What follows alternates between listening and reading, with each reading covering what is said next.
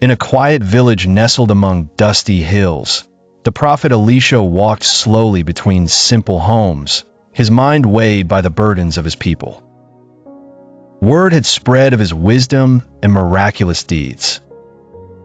One afternoon, a desperate widow approached him, her eyes red from crying.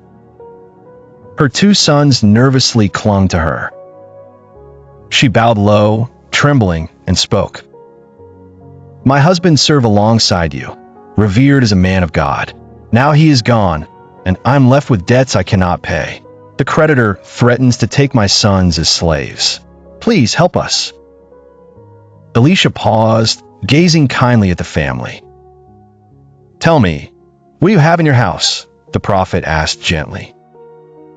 The widow shook her head. "Only a small jar of olive oil." The sons glanced at their mother, worried. Elisha smiled, as if he could see possibility where there was none. "Go," he instructed firmly. "Ask your neighbors for empty vessels, many as you can, but do not borrow a few." Confused but hopeful, the widow hurried through narrow alleys, knocking on doors.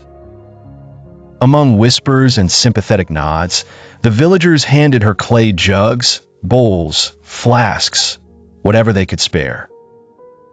Her sons carried them, stumbling under the weight but determined.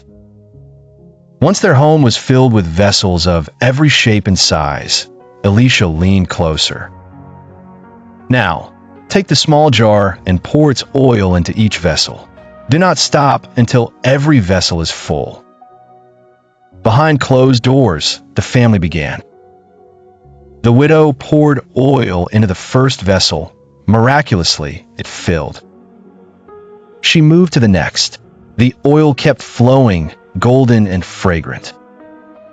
The sons rotated vessels, wide-eyed, their disbelief growing with every filled container. As the oil poured, their tiny kitchen filled with hope.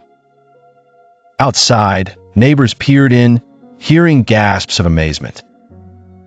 Vessel after vessel overflowed with oil. The widow's hands shook as she filled the last borrowed jug. She looked at her sons. "Bring me another vessel." They shook their heads. "There are no more, mother." In that moment, the oil ceased to flow. The widow hurried to Elisha and told him all that had happened.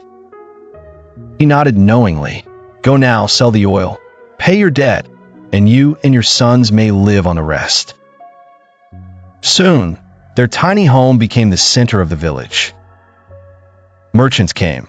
The widow weighed each jar and received silver coins. Every debt was paid, and her sons, safe, laughed again for the first time in months. The family was restored. Thanks for watching. If you enjoy the story, please leave a comment, like, and subscribe to our channel for more interesting Bible stories like this.